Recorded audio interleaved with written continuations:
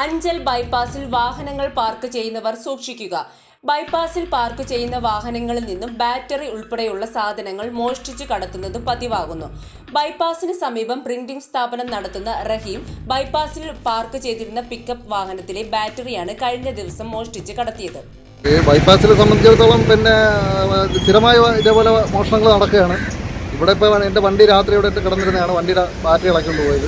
അതുപോലെ തൊട്ടപ്പുറത്തെ കടയിൽ തന്നെ കമ്പി ഇറക്കിയിട്ടിരുന്ന് അത് കമ്പി വാരിക്കൊണ്ട് പോയി. ഈ ഇടയ്ക്ക് തന്നെ ഇവിടുന്ന് ഒരു ബൈക്ക് എടുത്തുകൊണ്ട് പോയി. അപ്പോൾ ഈ ബൈപ്പാസിൽ സ്ഥിരം ബൈപ്പാസ് വന്നതിന് ശേഷം ഇതേപോലെ മോഷണങ്ങൾ പലതായിട്ട് നടന്നുകൊണ്ടിരിക്കുകയാണ്.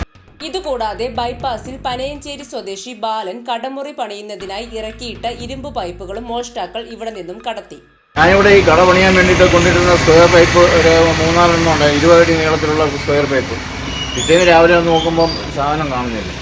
ആരെടുത്തുകൊണ്ട് പോയി നമ്മൾ അപ്പുറത്തെ വീട്ടിലെ CCTV നോക്കിയപ്പോൾ ഒരു വണ്ടി ഒരു ടെമ്പോ ഇവിടെ വന്ന് നിൽക്കുന്നുണ്ടായിരുന്നു. ഒരു പിക്കപ്പ് വാനും വന്നിട്ടുണ്ടായിരുന്നു.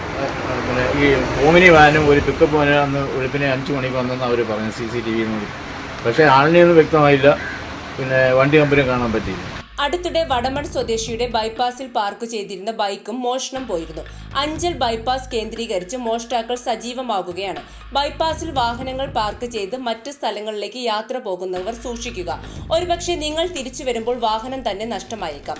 ബൈപ്പാസിൽ മോഷ്ടാക്കളെ നിയന്ത്രിക്കാൻ പോലീസ് പെട്രോളിംഗ് ശക്തമാക്കണമെന്ന് നാട്ടുകാരുടെ ആവശ്യം.